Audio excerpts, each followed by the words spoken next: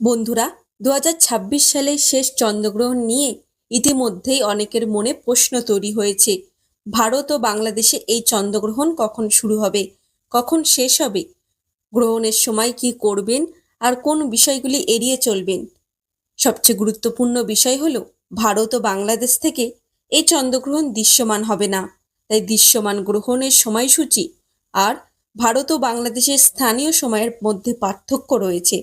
আজকের এই ভিডিওতে আমি শুধুমাত্র ভারত ও বাংলাদেশের সময়সূচি একদম সহজভাবে আপনাদের সামনে তুলে ধরব। তাই ভিডিওটি অবশ্যই শেষ পর্যন্ত দেখুন, কারণ শেষে থাকবে গ্রহণের সময় কি করবেন। চলুন বন্ধুরা, দেরি না করে ভিডিওটি শুরু করা যাক। 2026 সালে শেষ চন্দ্রগ্রহণ হচ্ছে 28 আগস্ট 2026 শুক্রবার। এটি একটি আংশিক চন্দ্রগ্রহণ। তবে এখানে একটি বিষয় পরিষ্কারভাবে মনে রাখতে হবে, ভারত ও বাংলাদেশ থেকে এই গ্রহণ দৃশ্যমান নয়, অর্থাৎ আকাশে চাঁদের ওপর গ্রহণের ছায়া দেখা যাবে না। কিন্তু জ্যোতিষবিজ্ঞান হিসেবে গ্রহণের ঘটনা তখন পৃথিবীর অন্য অংশে চলতে থাকবে। এখন আসুন প্রথমেই জেনে নিই ভারতের সময়সূচি। ভারতের স্থানীয় সময়সূচি অনুযায়ী 28 আগস্ট 2026 শুক্রবার সকাল 8টা 4 মিনিটে চন্দ্রগ্রহণের মূল পর্যায় শুরু হবে। অর্থাৎ ভারতের ঘড়িতে গ্রহণ শুরু হওয়ার সময় সকাল 8টা 4 মিনিট। এরপর গ্রহণ চলবে ভারতের সময় অনুযায়ী সকাল 11টা 22 মিনিট পর্যন্ত। এটা গ্রহণের মূল পর্যায়। সম্পূর্ণভাবে এই সময় শেষ হবে। অর্থাৎ ভারতের জন্য মূল গ্রহণের সময়কাল হবে সকাল 8টা 4 মিনিট থেকে সকাল 11টা 22 মিনিট পর্যন্ত। এটি মোট প্রায় 3 ঘন্টা 18 মিনিট দৃশ্যমান হবে। এবার আরও একটি সময় রয়েছে, সেটি হলো উপচ্ছায়া স্পর্শের সময়। ভারতের সময় অনুযায়ী উপচ্ছায়া স্পর্শ হবে 28 আগস্ট সকাল 6টা 52 মিনিট থেকে, আর উপচ্ছায়া থেকে সম্পূর্ণ মুক্তির সময় হলো দুপুর 12টা 33 মিনিটে। তবে আবারও মনে রাখবেন, ভারত থেকে এই চন্দ্রগ্রহণ দৃশ্যমান নয়, তাই শুধুমাত্র গ্রহণের জ্যোতির্বিজ্ঞানিক সময় এবং স্থানীয় মানের পার্থক্য বোঝার জন্য এই সময়গুলি বলা হচ্ছে। এবার আসি বাংলাদেশের সময়সূচি অনুযায়ী 28 আগস্ট 2026 শুক্রবার সকাল 8টা 34 মিনিট থেকে চন্দ্রগ্রহণের মূল পর্যায় শুরু হবে। অর্থাৎ বাংলাদেশের সময়ে সকাল 8টা 34 মিনিটে গ্রহণ শুরু। এরপর গ্রহণের মূল পর্যায় শেষ হবে সকাল 11টা 52 মিনিটে।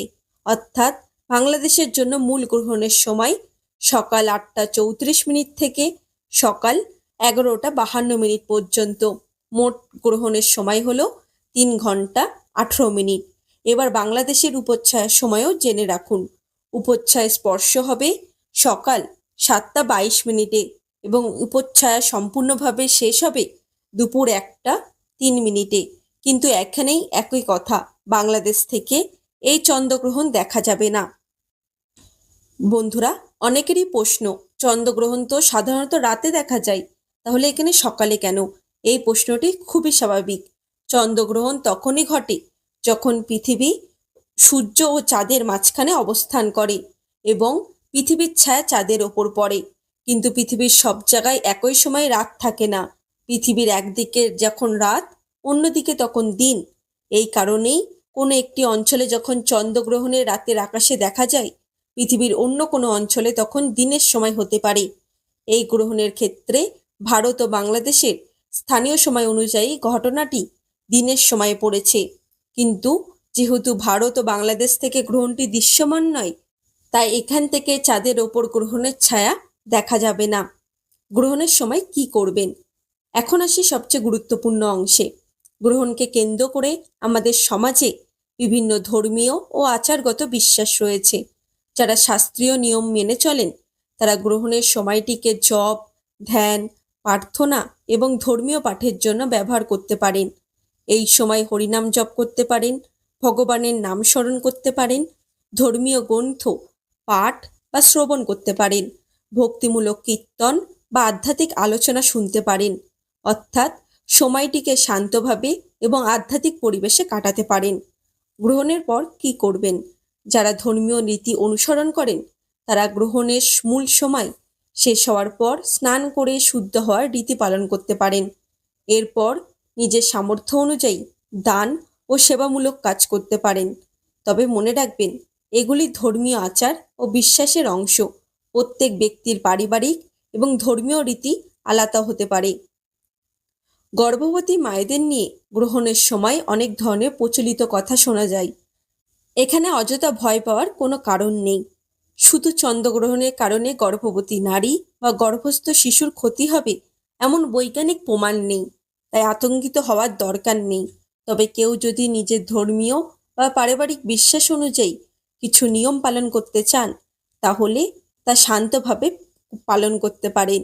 কিন্তু কোনো নিয়ম পালন করতে গিয়ে খাওয়া দাওয়া বন্ধ করা, প্রয়োজনীয় ওষুধ বন্ধ করা, বাইরে চিকিৎসা নিতে না যাওয়া বা শারীরিক ক্ষতি করা এমন কিছু করা উচিত নয়। স্বাস্থ্যই সবসময় আগে। বন্ধুরা, ভারত ও বাংলাদেশ থেকে যেহেতু এই গ্রহণ দৃশ্যমান নয়, তাই আকাশে চাঁদের দিকে তাকিয়ে গ্রহণ দেখার প্রশ্নই আসে না। আর গ্রহণ দেখার জন্য কখনোই বিশেষ কোনো ঝুঁকিপূর্ণ কাজ করার প্রয়োজন নেই। এই ভিডিওর সবচেয়ে গুরুত্বপূর্ণ তথ্য আর একবার মনে করিয়ে দিচ্ছি। ভারতে 28শে আগস্ট 2026 চন্দ্রগ্রহণ। উপচ্ছায়া স্পর্শ করবে সকাল 6টা 52 মিনিটে। মূল গ্রহণ শুরু হবে সকাল 8টা 4 মিনিটে। মূল গ্রহণ শেষ হবে সকাল 11টা 22 মিনিটে। উপচ্ছায়া মুখ্য হবে দুপুর 12টা 33 মিনিটে। ভারত থেকে গ্রহণ দৃশ্যমান হবে না। এবার চলুন বাংলাদেশ জেনে নিই।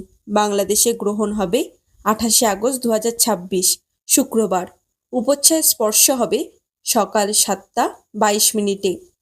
মূল গ্রহণ শুরু হবে সকাল 8টা 34 মিনিটে। মূল গ্রহণ শেষ হবে সকাল 11টা 52 মিনিটে। উপচ্ছায়া মুখ্য হবে দুপুর 1টা 3 মিনিটে। বাংলাদেশ থেকেও এই চন্দ্রগ্রহণ দেখা যাবে না। তাহলে বন্ধুরা, 28শে আগস্ট 2026 এর এই আংশিক চন্দ্রগ্রহণ নিয়ে ভারত ও বাংলাদেশের সম্পূর্ণ সময়সূচি আপনারা জেনে গেলেন। আপনি যদি ভারত থেকে ভিডিওটি দেখেন, কমেন্টে লিখুন ভারত। আর আপনি যদি বাংলাদেশ থেকে আমার ভিডিওটি দেখেন, তাহলে কমেন্টে লিখুন বাংলাদেশ। আর ভিডিওটি যদি আপনাদের কাছে তথ্যবহুল মনে হয়, তাহলে পরিবারের সদস্য ও পরিচিত মানুষদের সঙ্গে শেয়ার করে দিন। কারণ অনেকেই এখনও জানেন না যে ভারত ও বাংলাদেশ থেকে এই গ্রহণ দৃশ্যমান নয়, অথচ স্থানীয় সময় অনুযায়ী গ্রহণের সময় সকাল থেকে দুপুরের মধ্যেই পড়েছে। তাই ভুল তথ্যের পরিবর্তে সঠিক সময়সূচি জানা সবচেয়ে গুরুত্বপূর্ণ। বন্ধুরা, ভিডিওটি যদি ভালো লেগে থাকে লাইক করবেন, এবং আমার চ্যানেলে যদি আপনারা নতুন হয়ে থাকেন তাহলে সাবস্ক্রাইব করে পাশে থাকা বেল আইকনটি অন করে রাখবেন। দেখা হচ্ছে আবার একটি নতুন ভিডিওতে। ততদিন ভালো থাকুন, সুস্থ থাকুন। ধন্যবাদ।